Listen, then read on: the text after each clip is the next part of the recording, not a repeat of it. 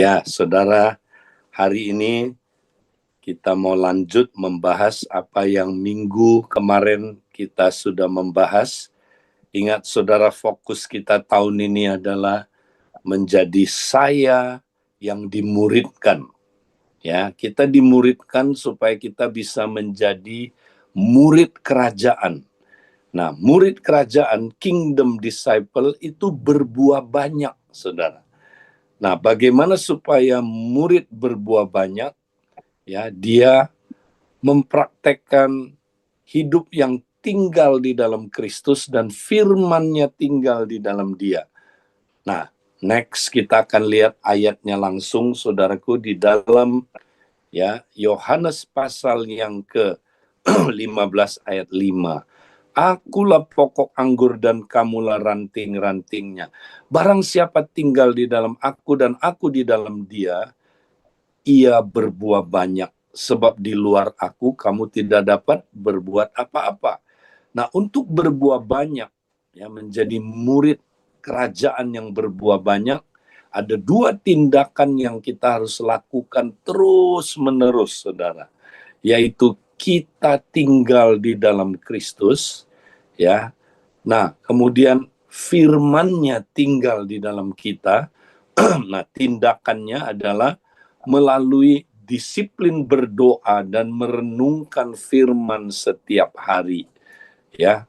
Nah, ingat, berdoa itu bukan sekedar suatu kegiatan ya di jam tertentu saja. Kalau kita baca 1 Tesalonika 5 ayat 17 sampai 18, tetaplah berdoa, mengucap syukurlah dalam segala hal, sebab itulah yang dikehendaki Allah di dalam Kristus Yesus bagi kamu. Nah, ingat saudara, ya, tindakan berdoa itu adalah gaya hidup. Tetaplah berdoa. Jadi kita bukan hanya berdoa suatu jam di pagi hari di MCD, ya, atau di doa pribadi saudara, tapi saudara mesti terus-menerus berdoa, ya, senantiasa berdoa. Sama kayak carang tinggal di dalam pokoknya, dia bukan tinggal di jam-jam tertentu aja kan. Carang itu tinggal di pokok terus-menerus, ya, sebagai gaya hidup, nempel terus, ya, nyatu terus, tinggal terus. Nah, doa juga begitu, saudara. Kita mesti terus tinggal dalam Kristus, ya. Apa, saudaraku, kita connect sama dia terus-menerus 24 jam sehari. Nah, itu, saudara. Bahkan sama juga dengan membaca firman, merenungkan firman. Berikutnya kita lihat Mazmur 1 ayat yang kedua sampai ketiga. Tetapi yang kesukaannya ialah Taurat Tuhan. Ya, saudara, firman Tuhan mesti menjadi ya kesukaan bagi kita. Sudah belum Taurat Tuhan menjadi kesukaan? Seringkali orang firman Tuhan belum menjadi kesukaan, baru menjadi ya apa, saudara, kebiasaan, baru menjadi keharusan. Ya, nggak salah, saudaraku, kita sampai tingkat itu bagus, ya. Tapi kita harus sampai tingkat, saudara, Taurat Tuhan itu menjadi kesukaan.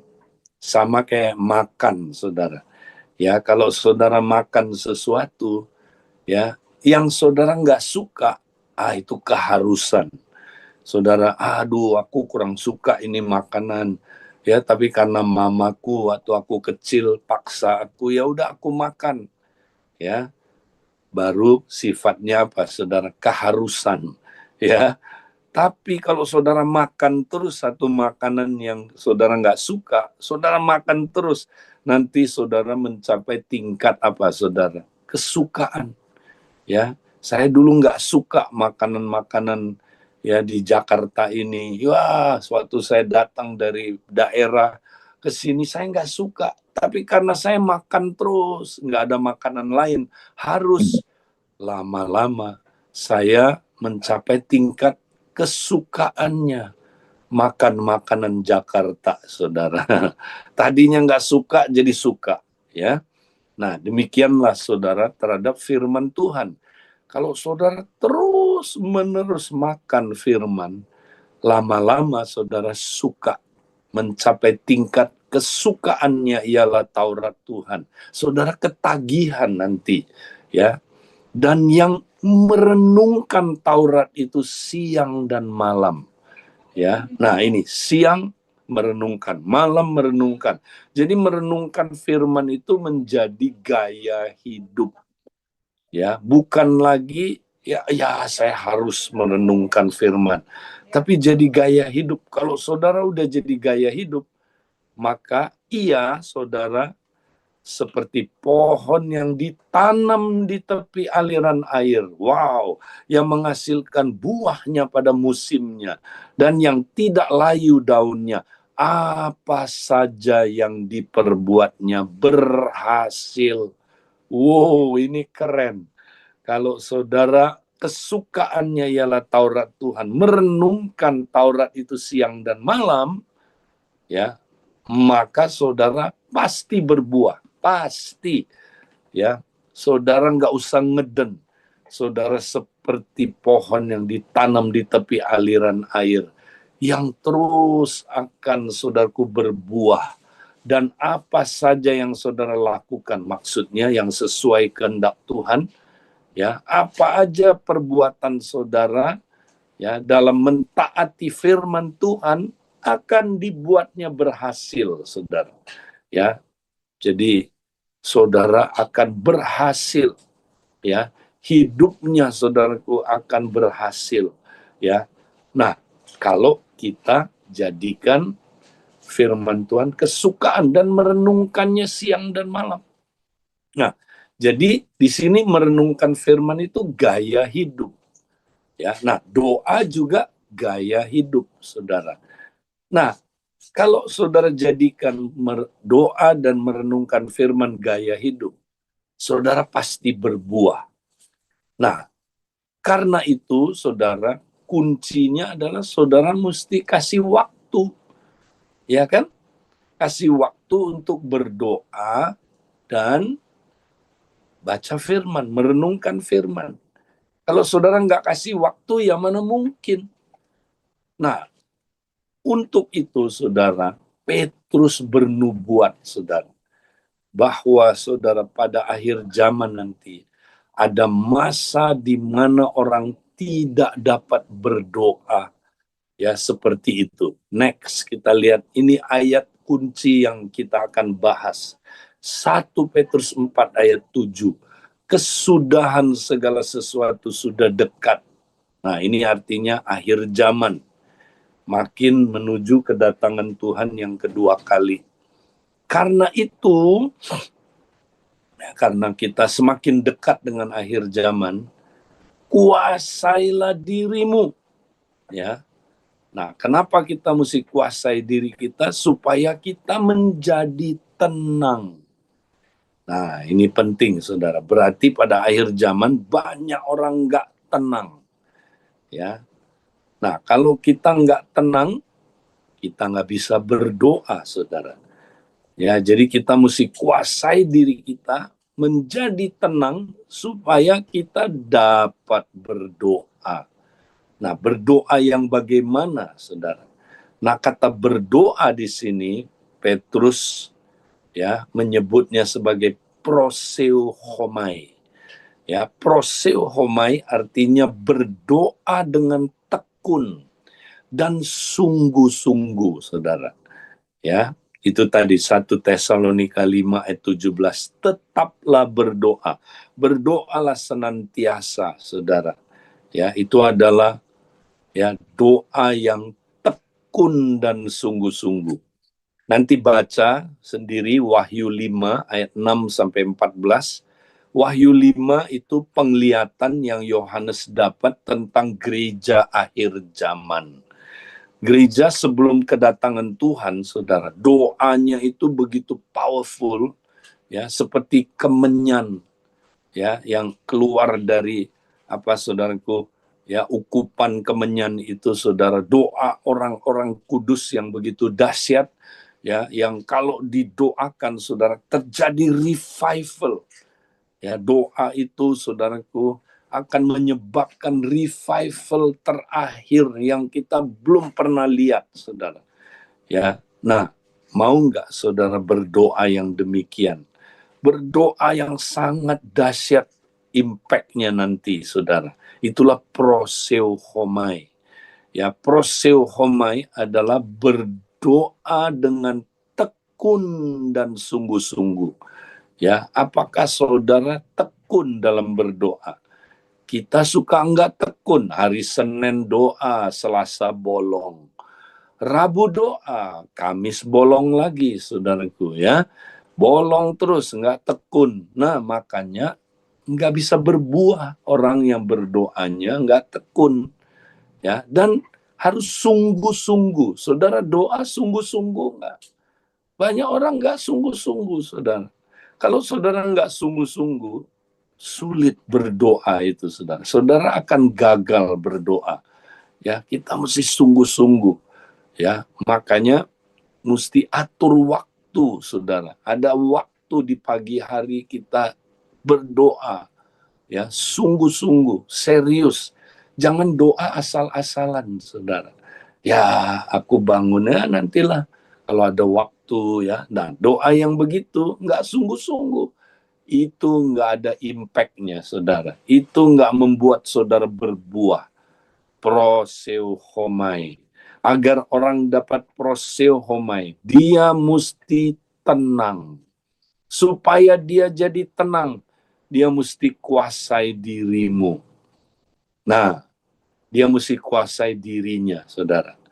Nah, jadi dunia tempat kita hidup ini, saudara, udah nggak tenang. Next kita lihat. Nah, jadi tenang, saudara, dalam ya bahasa aslinya adalah soproneo. Ya, soproneo artinya tenang atau waras. Wow. Ya, waras artinya apa? Ya, yaitu normal, saudara. Ya, orang yang tenang, waras baru bisa berdoa. Ya. Nah, karena itu saudara, kita mesti lihat ya, kenapa manusia nggak tenang, nggak waras di akhir zaman. Ada apa sih, saudara, di akhir zaman?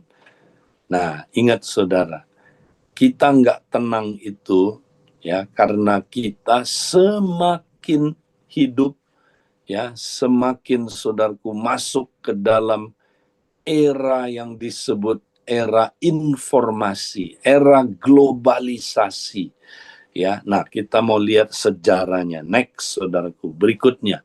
Ya, nah kita tahu, saudara, dulu manusia, ya sebelum era globalisasi, era informasi, manusia itu hidupnya lebih tenang, saudara.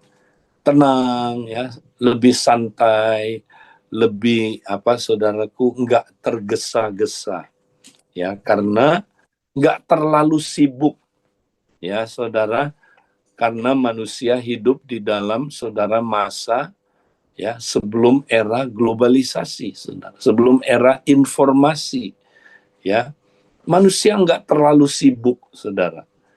Nah, kemudian manusia menemukan alat ya mengukur waktu. Ya, jam pertama yang ditemukan, saudara, itu abad kelima. Ya, itu ditemukan oleh para biarawan yang hidup di biara, yang berdoa, saudara.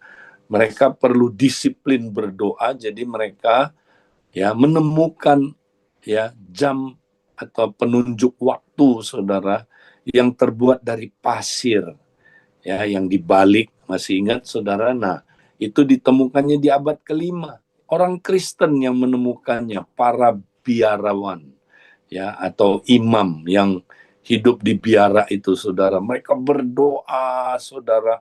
Kemudian, saudara, mereka balikkan jam itu, ya, balikkan, saudaraku, alat itu untuk menunjukkan jam. Oh, saya udah berdoa, ya, sekian menit atau sekian jam, ya. Nah, kemudian, saudara, sejak itu manusia, saudara, ya, semakin sibuk, ya. Nah, kita lihat waktu itu hanya biarawan yang mengerti waktu. Kemudian tahun 1300 ya 86 jam dinding pertama diperkenalkan, saudara. Ya, diciptakan kemudian digantung di atas menara di Cekoslowakia. Ya, saudara, ini dia jamnya, saudara. 1386. Nah, sejak itu semua penduduk kota itu bisa melihat jam. Wis, sudah lewat jamnya. Wait, sudah batasnya. Wait, udah waktunya saya mesti berbuat ini, berbuat itu. Tujuannya bagus supaya manusia hidupnya efektif, ya, tidak buang-buang waktu. Bagus, saudara. Tetapi ya sejak itu juga manusia makin sibuk, ya kan? Makin sibuk. Nah, kemudian saudara, tahun 1879 ditemukanlah bohlam ya oleh Thomas Alva Edison. Sejak itu saudara, ya malam ya kemudian ada terang, saudaraku, dan manusia makin sibuk, saudara. Tadinya sebelum ada bohlam manusia tidurnya cepat, saudara. Ya, tidurnya saudara ya mungkin jam 7, jam 8 udah tidur, saudara. Tapi sekarang saudara, dengan adanya bohlam manusia makin sibuk, ya. Tidurnya jam 11, tidurnya mungkin jam 12, ya, karena ada bohlam, saudara. Karena manusia ya bisa baca, bisa melakukan kegiatan malam-malam. Jadi makin sibuk. Nah, saudara, manusia akhirnya, saudara, ya, sejak itu saudara, teknologi ya informasi semakin bertumbuh, saudara. Ya, di situ saudara, berbarengan dengan itu muncul teknologi informasi yang namanya apa, saudara? Ya, telegram.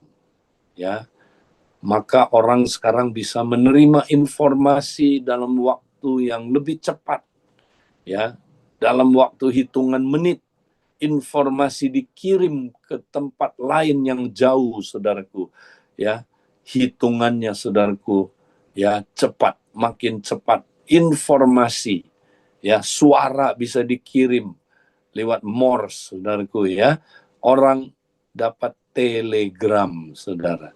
Telegram, ya. Tapi kemudian lebih canggih lagi, saudaraku, bukan hanya suaranya bisa dikirim dengan cepat, tapi juga gambarnya, ya, namanya televisi, ya. Akhirnya saudara, manusia makin sibuk, saudara, ya. Kenapa? Karena informasi cepat sekali, saudaraku, nyampe, ya. Jadi manusia ya bisa cepat tanggap mau lakukan apa, lakukan ini, ya. Manusia makin sibuk dan makin tergesa-gesa, ya kan? Nah, puncaknya manusia semakin sibuk dan semakin tergesa-gesa adalah tahun 2007, saudara. Ada apa tahun 2007? Masih ingat? Steve Jobs ya direkam di TV waktu itu, saudara. Di tangan dia pegang sebuah alat.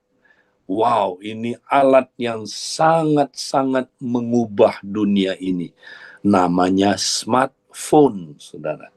Nah, di dalam smartphone ini, saudara, semua informasi ya yang tadinya kita mau dengar informasi kita mesti datang ke satu tempat, ya, di mana ada televisi di situ, ya, ada alatnya, saudara. Kita mesti duduk di situ, nongkrong di situ. Sekarang kita nggak perlu nongkrong lagi, saudara. Ya, televisi datang ke tangan kita. Ya, alat ya untuk mengirim suara datang ke tangan kita. Ya, dan seluruh dunia informasinya bisa ada di tangan kita. Namanya smartphone. Nah, ini bagus, saudara, nggak salah. Tapi ini juga yang menyebabkan kehancuran, ya, saudaraku, manusia. Karena manusia hidup semakin sibuk, ya semakin tergesa-gesa, saudara. Ya, sejak 2007 sampai sekarang hidup manusia makin gak waras, makin gak tenang, saudaraku. Ya, yang tadi itu tidak tenang, tidak waras hidupnya, saudara. Ya, dan yang menurut apa, saudaraku, saintifik ya, kalau orang terus dengerin informasi di alat ini, saudara, smartphone ini, ya, seluruh dunia informasinya ada di situ, maka prefrontal cortex kita dikuasai sepenuhnya oleh smartphone, saudara. Kalau dulu nggak pernah, saudara, prefrontal cortex manusia dikuasai sepenuhnya. Ya, kalau zaman dulu kita nonton TV, saudara, ya itu paling berapa jam kemudian, saudara, ya itu belum sepenuhnya dikuasai oleh saudara prefrontal cortex kita. Tapi sekarang khususnya generasi muda yang terus-terusan melihat smartphone, saudara, PFC-nya, prefrontal cortex-nya udah dikuasai sepenuhnya, saudara. Nah, apa itu prefrontal cortex? Itu pusat kendali jiwanya manusia. Ingat, jiwa manusia itu apa aja, saudara? Pikirannya, perasaannya, kehendaknya, ya, termasuk apa, saudara? Pikiran bawah sadarnya, yaitu ada di jiwa manusia. Nah, jiwa ini, saudara, pusat kendalinya ada di otak kita yang ada letaknya di mana? Di jidat, saudara. Nah, makanya kalau pegang jidat, saudara, itu namanya prefrontal cortex. Ya, itu hanya ada pada manusia. Maka hanya manusia yang jidatnya nong-nong. Ya, kalau cimpanse tidak nong-nong karena dia nggak punya PFC, dia nggak punya prefrontal cortex. Ya, prefrontal cortex juga pusat moral kita, saudara. Hanya manusia yang punya moral. Monyet nggak punya moral. Biawak nggak punya moral, saudara. Karena jidatnya nggak nong-nong, ya. Saudara, kita punya. Nah, ini prefrontal cortex kita ini sejak tahun 2007 ini, saudara, sampai sekarang, ya, kalau nggak hati-hati, dikuasai sepenuhnya oleh smartphone. Ya, kalau informasi dari smartphone yang masuk itu bagus, ya puji Tuhan. Ya, kalau informasi yang masuk adalah informasi yang sesuai kehendak Tuhan, ya baik. Ya, kalau informasi yang masuk, saudaraku, informasi yang membangun kerohanian kita, puji Tuhan. Kalau informasi yang masuk, saudaraku, informasi yang saudara menguatkan kita, bagus. Tapi lebih banyak informasi yang masuk, saudara, yang negatif, yang jahat, yang tidak sesuai kehendak Tuhan, yang apa, duniawi, yang satanik, yang saudaraku info-info yang menyesatkan, info-info yang membuat kita, saudaraku, akhirnya saudara dikuasai oleh kuasa kegelapan. Ya, nah itu dia, saudara. Informasinya masuk ke kita lewat ya smartphone ini, menguasai prefrontal cortex kita, sehingga jiwa kita akhirnya dikontrol oleh dunia ini, dikontrol oleh setan, dikontrol oleh saudara pikiran-pikiran yang jahat. Nah, kita lihat, saudaraku, ya ini next. Nah, ini penting, saudara. Ya, berikutnya. Nah, ini prefrontal cortex kita adanya di sini, saudara. Itu pusat kendali jiwa kita. Pusat kendali dari apa? Pikiran, ya, kehendak, ya, perasaan kita, ya, pikiran bawah sadar kita dikendalikan oleh benda yang namanya di otak kita prefrontal cortex, ya, PFC kita singkat. Nah, kalau PFC kita, saudara, dikontrol oleh Allah di dalam roh kita, maka itu sehat. Lihat ya, di dalam gambar sebelah kanan ada dua ya urut-urutan saya taruh ya. Yang sebelah kiri itu adalah ya diagram urut-urutan ya yang terjadi dalam jiwa, dalam diri manusia buat orang yang sehat hidupnya, buat orang yang rohani, buat orang yang ya saudara hidupnya ya benar di hadapan Tuhan. Nah, saudara, kita lihat ya, kalau Allah menguasai roh kita, ya ingat, Allah harus menguasai, mengontrol roh kita. Kemudian roh kita ya mengontrol PFC kita, mengontrol jiwa kita. Ya, nah ini sehat, saudara. Maka jiwa kita nanti ya, jiwa kita itu belum sempurna, saudara.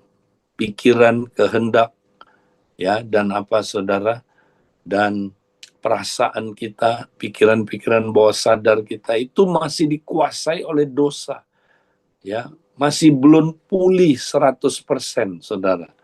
Ya, 70% pikiran kita masih pikiran yang nggak sesuai kehendak Tuhan.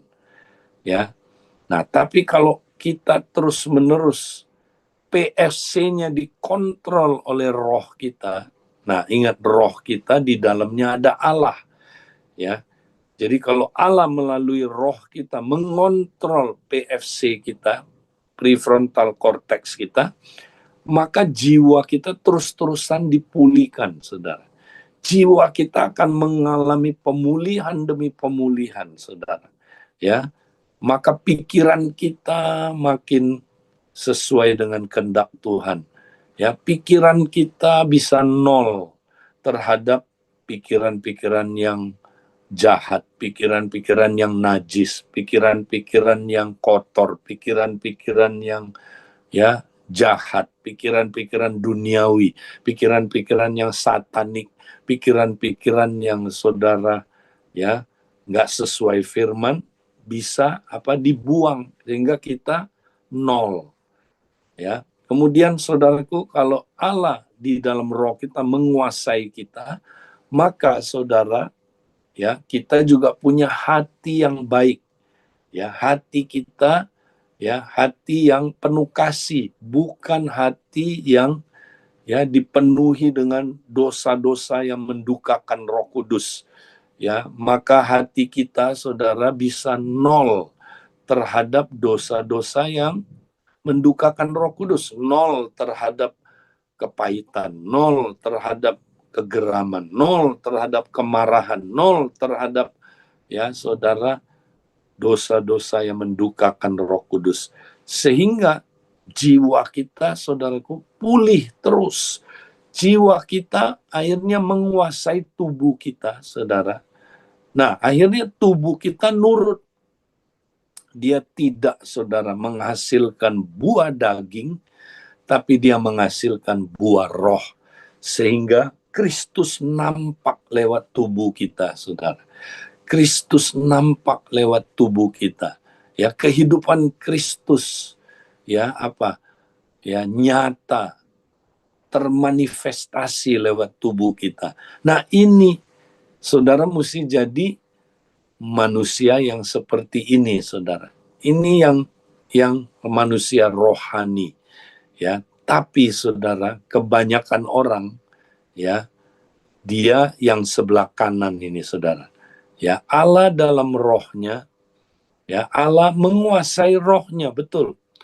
Tapi waktu rohnya, ya, mau menguasai apa jiwanya, saudara, jiwanya udah dibajak, udah apa, saudaraku, dikuasai, PFC-nya dikuasai oleh smartphone yang tadi, saudara, ya. Karena kalau kita terus nggak hati-hati, kebanyakan nonton smartphone, terus lihat smartphone, lama-lama kita ketagihan smartphone, saudara. Ya, kalau kita udah ketagihan, PFC kita dikontrol sepenuhnya oleh smartphone. Wow, ini bahaya. Ya, kalau udah dikontrol, saudara, maka saudara nggak bisa bertumbuh. Ya, walaupun saudara lahir baru, Allah sudah ada di dalam saudara. Ya, roh saudara udah dikuasai oleh Allah, tapi ya jiwa saudara nggak pulih-pulih. Nah, ini bahaya. Kalau terus begini, wah, jangan-jangan saudara bukan orang sejati percaya, bukan orang percaya sejati, ya. Nah, saudara, mari kita cek apakah kita PFC-nya, ya, prefrontal cortex-nya sudah dikuasai sepenuhnya oleh smartphone ini. Ya, maksudnya bukan bendanya, tapi informasi yang ada di dalam smartphone. Ya, maka kalau kita PFC-nya udah dikuasai oleh informasi dalam smartphone, nah biasanya saudara, yang menguasai kita adalah yang negatif itu. Ya, kita dikuasai saudaraku oleh info-info ya yang masuk saudara. Nah, yang masuk info yang duniawi, pikiran-pikiran yang jahat, pikiran-pikiran yang nggak percaya sama Tuhan, pikiran-pikiran yang saudara ngaco, pikiran-pikiran yang jahat dan sebagainya, menguasai diri kita, saudara, sehingga kita nggak menghasilkan buah. Nah, makanya kita mesti apa, saudara? Menguasai smartphone kita. Kalau enggak, kita hidupnya, saudara, semakin tidak tenang, ya, semakin enggak waras hidup kita, ya. Nah, kita kembali melihat next, saudaraku. Jadi penghalang doa di akhir zaman ini, ya, penghalang baca firman di akhir zaman ini adalah ketergesaan, saudara. Ya, ingat sejak tahun 2007 ya, manusia makin hidup, makin sibuk, makin tergesa-gesa, ya. Nah, apa artinya hidup tergesa-gesa, saudara? Hidup terlalu sibuk, ya. Jadi gini, saudara, manusia ya memang sibuk. Kalau hidup itu sibuk, ya, nggak ada orang yang hidup tidak sibuk kecuali udah meninggal, ya, udah ya ada di tanah 1 kali 2, nah, itu memang nggak sibuk, saudara. Tapi selama kita hidup, kita sibuk, ya. Nah, perhatikan, saudara, kita sibuk ini, ya, memang manusia hidup sibuk, tapi jangan terlalu sibuk. Nah, orang yang tergesa-gesa hidupnya itu dia terlalu sibuk. Artinya gini, saudara, ya, dia melakukan semua hal yang paling penting, yang kurang penting, yang tidak penting, dia mau lakukan semuanya. Ya, dia nggak pilah-pilah, pokoknya semuanya dia mau lakukan. Kenapa, saudara? Karena dia dapat informasi dari smartphone itu, saudara. Ya, smartphone itu memberikan kita informasi, ya, hal-hal yang penting ada di situ, hal-hal yang kurang penting ada di situ, tapi hal-hal yang tidak penting banyak sekali, saudara. Ya, kita terima informasi itu, saudara, akhirnya kita sibuk cari info ini, info itu, ya, di smartphone itu, saudara. Akhirnya kita melakukan banyak hal yang, saudaraku, ya, yang penting, yang kurang penting, yang tidak penting kita lakukan semuanya, kita mau lakukan semuanya. Nah, hidup kita terlalu sibuk, ya, terlalu sibuk, saudara. Nah, akibatnya, saudara, ini nggak sehat karena manusia punya keterbatasan, saudara. Tubuh kita ada limitnya, jiwa kita ada limitnya, saudara. Tubuh kita kalau diforsir melakukan sesuatu di luar kapasitasnya, nanti dia apa, saudaraku, rusak. Makanya tubuh kita bisa sakit, bisa, saudaraku, ya, rusak, hancur. Jiwa kita sama, kalau dipaksa melakukan segala sesuatunya, ya, di luar kapasitasnya, nanti kita burn out, saudara. Ya, kita apa saudaraku, menyerah, kena penyakit-penyakit gangguan mental. Makanya anak muda kita, nanti kita lihat saudara surveinya, ya, sejak ada smartphone, makanya manusia, ya, anak muda khususnya menjadi generasi stroberi, ya, nggak kuat menghadapi saudaraku tantangan, ya, nggak kuat menghadapi saudaraku tekanan, karena ini, karena manusia terima informasi-informasi, ya, informasi yang penting, yang kurang penting, yang tidak penting, kita mau terima semua. Nah, ini menyebabkan kita nggak tenang, ini menyebabkan kita hidup tergesa-gesa. Nah, Dallas Willard bilang begini, ketergesaan adalah musuh besar kerohanian kita pada masa kini. Ya, Anda harus mengeliminasi ketergesaan dengan tegas dan keras dari hidup Anda. Ingat, kalau saudara mau bertumbuh secara rohani, Anda harus mengeliminasi ketergesaan. Ya, kalau enggak Anda tidak mungkin bertumbuh. Ya, nah bahkan saudara Carl Jung, ya, berkata demikian. Carl Jung ini, ya, psikolog yang menemukan itu saudara, introvert dan ekstrovert. Dia bilang, ketergesaan bukanlah dari setan, tetapi ketergesaan itulah setan. Wow, ya, kita suka perang saudara, kita lawan setan. Wah, ya saudara, kita lawan, tapi kita lupa saudara, ya, setan itu, ya, dalam ketergesaan itulah, ya, itulah setan kita saudara, ketergesaan itu, ya. Makanya kita mesti singkirkan, eliminasi ketergesaan. Kalau enggak, kita enggak mungkin saudaraku bertumbuh. Nah, Tuhan Yesus bernubuat soal ini juga saudara. Next, tentang akhir zaman. Mari kita baca di dalam Lukas 21, 34 sampai 36. Nah, ini dia ngomong sama muridnya, ya, jangan lupa. Ya, orang pikir, oh ini orang dunia dia ngomong. Bukan, dia ngomong sama muridnya. Jagalah dirimu. Siapa mu di sini? Murid-muridnya. Supaya kamu jangan syarat oleh pesta pora, ya, dan kemabukan, serta kepentingan-kepentingan duniawi. Dan supaya hari Tuhan jangan tiba-tiba datang kepadamu seperti suatu jerat, ya. Tuhan bilang hati-hati, jaga dirimu, ya. Jangan sampai kamu, ya, hatimu, perhatikan, syarat penuh dengan 3 hal ini. Pertama, pesta pora, ya. Nah, pesta pora ini artinya hedonisme, saudara. Hidup hedon, ya, di mana kita saudara, ya, hidup untuk makan, bukan makan untuk hidup. Hidup untuk, ya saudaraku, seks. Hidup untuk apa saudara? Senang-senang. Hidup untuk menikmati hawa nafsunya.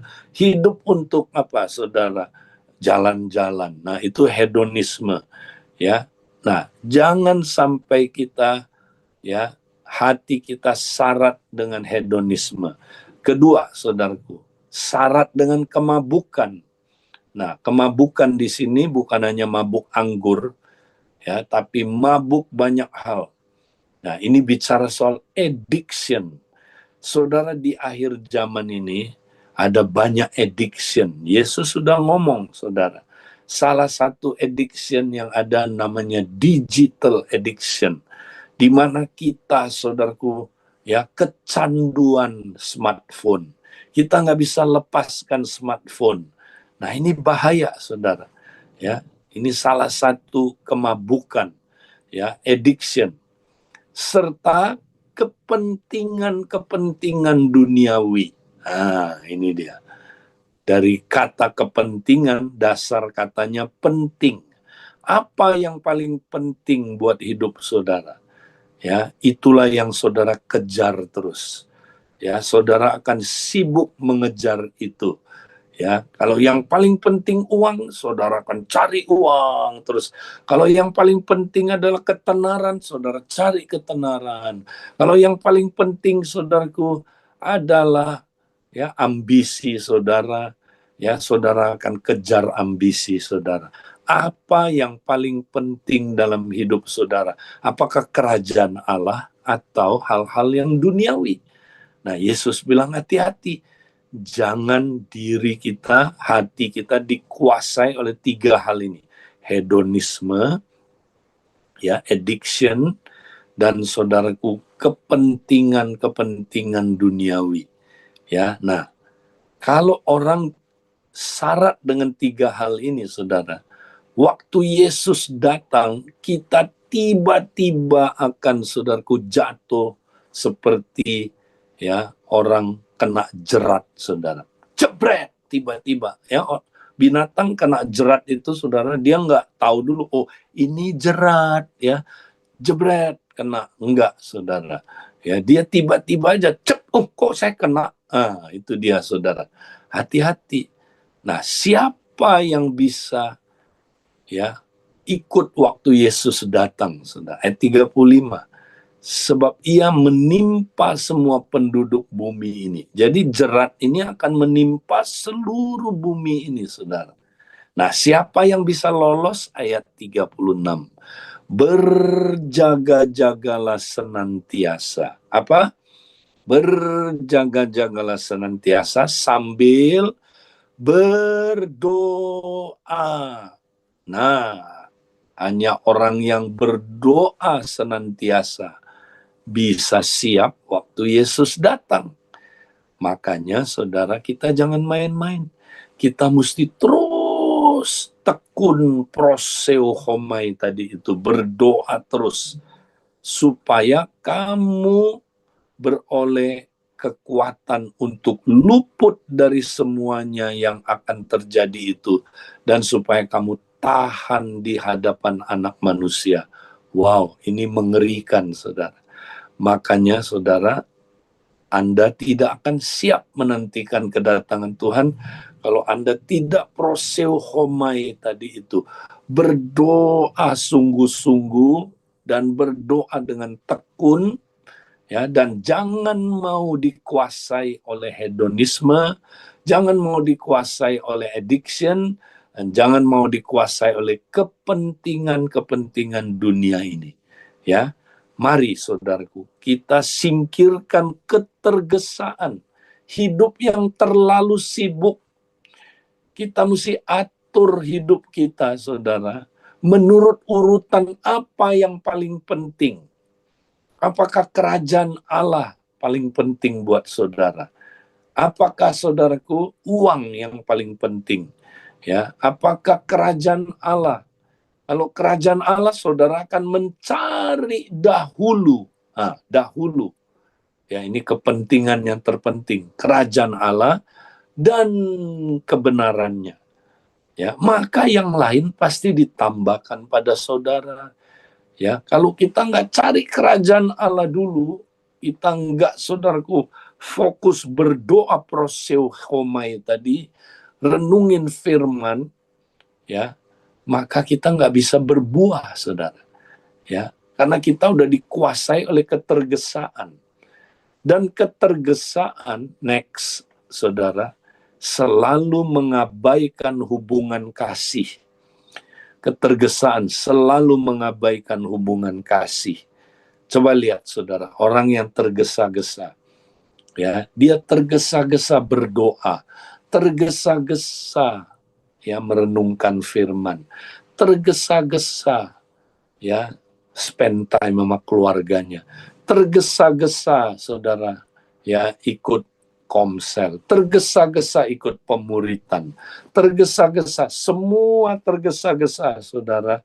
Dan kalau tergesa-gesa, ya berarti ya kita nggak apa, saudara, ya nggak spend time.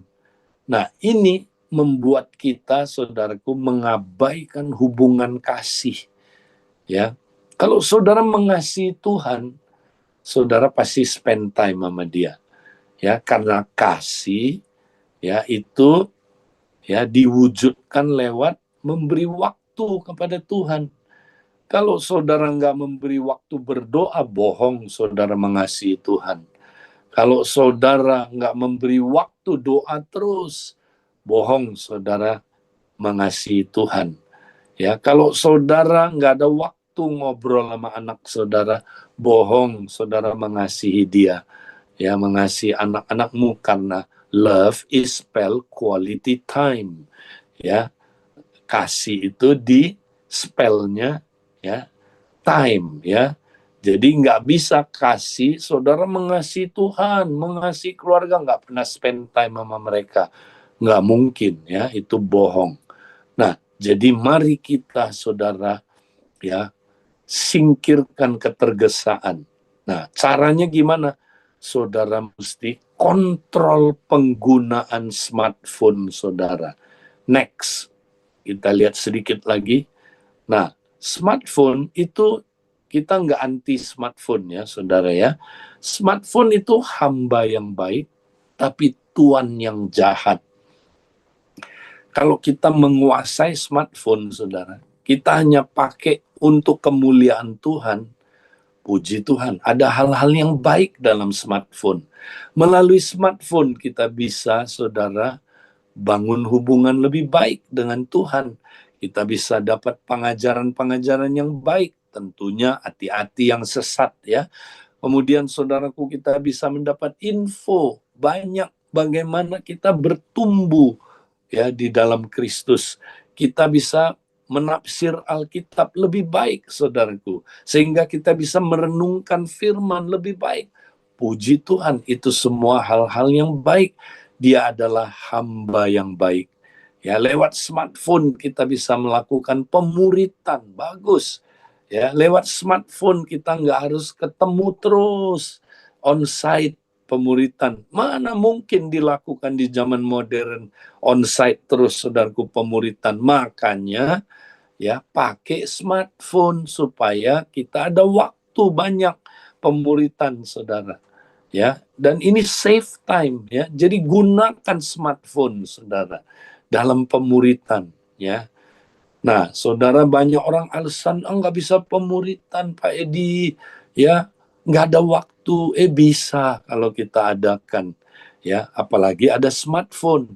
Gunakan pemuritan saudaraku lewat smartphone aja ya, dan itu akan efektif saudara.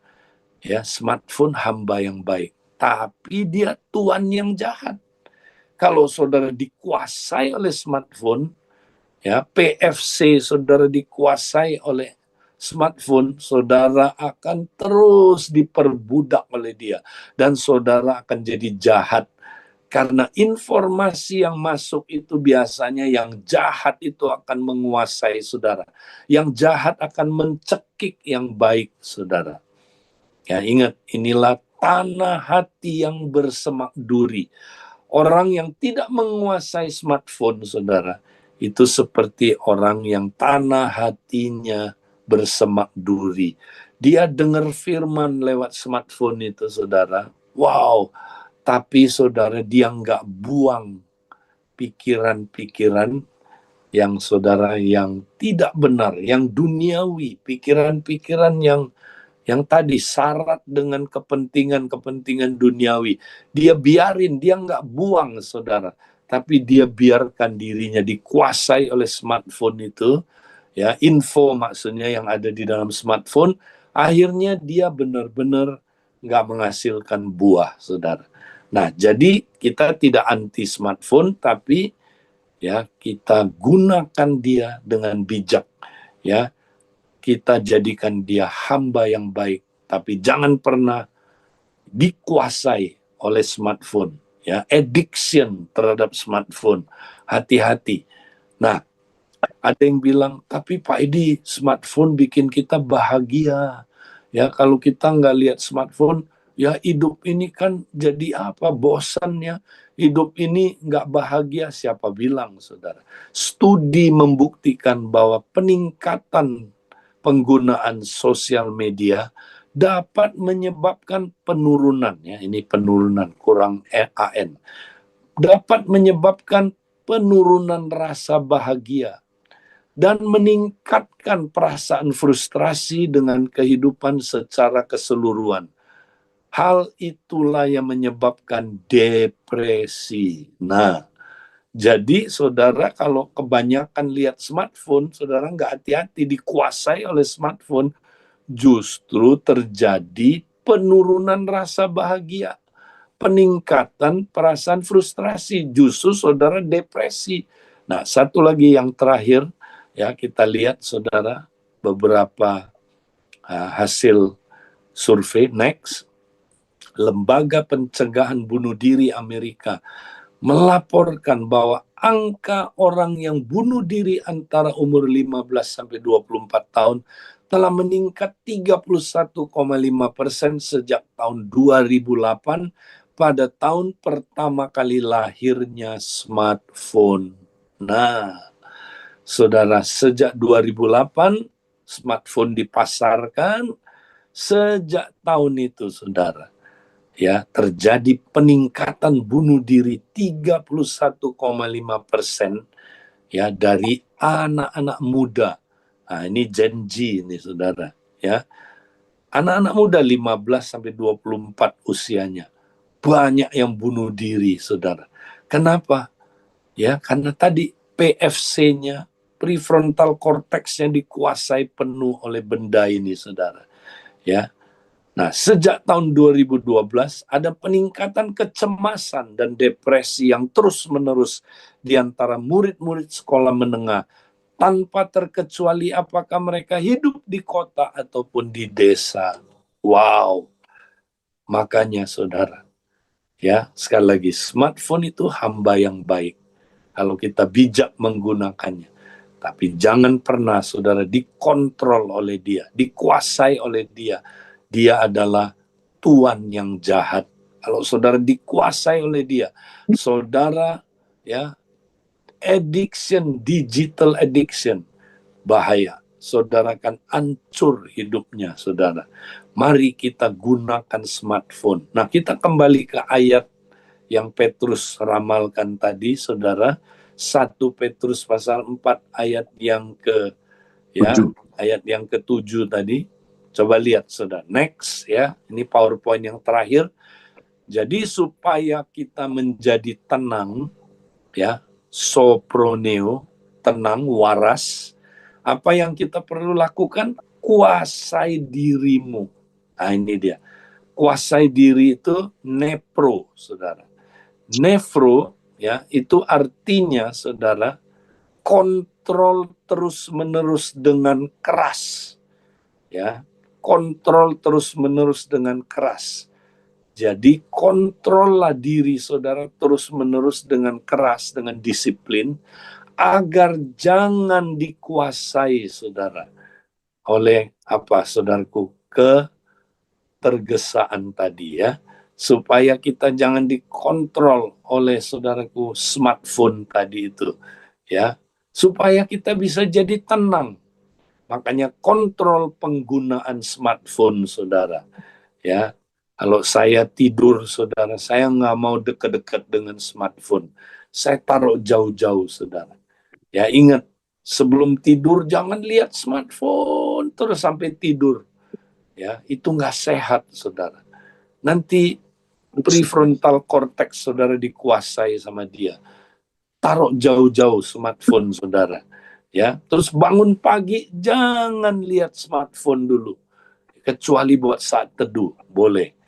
Kecuali buat meningkatkan ya kita buat tulis jurnal, boleh. Tapi saudaraku, jangan untuk ya menghibur diri. Wah, pagi-pagi saya mau menghibur diri dulu. Lihat smartphone dulu baru berdoa. Bubar, saudara nggak akan berhasil berdoa. Ya, mari saudaraku, kontrol penggunaan smartphone saudara. Kalau tidak, saudara tidak bisa berbuah. Ingat saudara, murid sejati, murid kerajaan menghasilkan buah banyak. Nah, untuk menghasilkan buah banyak, dia perlu terus-menerus berdoa, terus-menerus merenungkan firman. Dan kita tidak mungkin melakukan dua kegiatan ini kalau kita masih dikontrol oleh smartphone kita. Mari kita kontrol smartphone kita. Kalahkan ya penghalang-penghalang kita untuk bisa berdoa dan merenungkan firman. Itu yang saya mau sampaikan, dan saya berharap saudara menangkap ini dan mempraktekannya. Silakan saya serahkan kembali ke teman-teman yang bertugas.